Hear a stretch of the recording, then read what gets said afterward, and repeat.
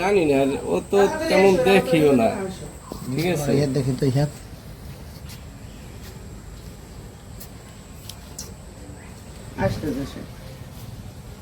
আমি আমার বোনকে বলছি, তুই যদি স্বর্ণ দিয়ে আর বান্ধাই রাখো আর বলতো একটা আর কোনো একটা খেলে হয় বলবে সব না, তুই কোনোটা কাটাইতে পারবি না। তুই যেবে যাই করো অর্দার নিজেই পড়তে, তাও বলবে যা সৎমা পড়াইছে।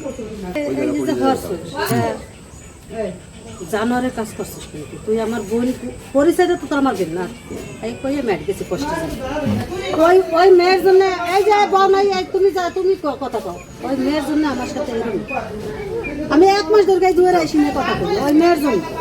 আমার ধরে না কই আমার আশেপাশে আর আপনার দরকার নাই, কিন্তু আপনার সন্তান আমার সন্তান আমি এইভাবে আমার বাচ্চারে আমি মারি কাটি সেটা আমার কাছে পড়াইছে তাই না। আমার সমস্যা হইলে সেটা আমার আশেপাশের মানুষ আমার এসে বলবে যে ভাই এই না এই সমস্যা, আমি কিন্তু এটা দেখতেছি।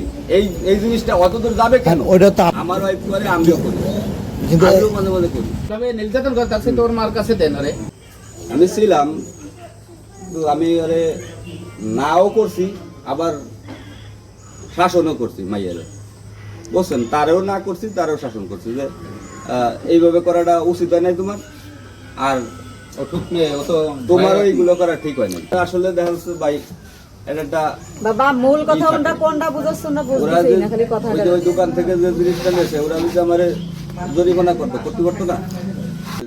এই সেক্টর দিয়ে ভালো হয়নি কি, আমরা তো সেই চেষ্টা এইগুলা করতে ভালো হয়নি। ও আর ধরবে না, একদে কোনো কিছু যাবে না, পরে কিছু ধরবে না। তাও 10 টাকা আমি ভয় দাঁড়িয়ে গিয়েছে ওদের এর তোর কি সিটেন দিয়েছে তুই আর তাই তো পড়ছ। আমি তো দূরে তার কারণে এই যে দূরে দাঁড়িয়ে হাত আপনি পড়াইছেন দুইটা হাত না, ও দুইটা তো ওই সিটেন দিয়েছে ওই তো আর আমি খালি মিথ্যা টাকা কথা কইলে সারা দিন কথা কইলে কথা পুরো আমি আপনার মিথ্যা টাকা ভাই আমি সব কথা বলবো।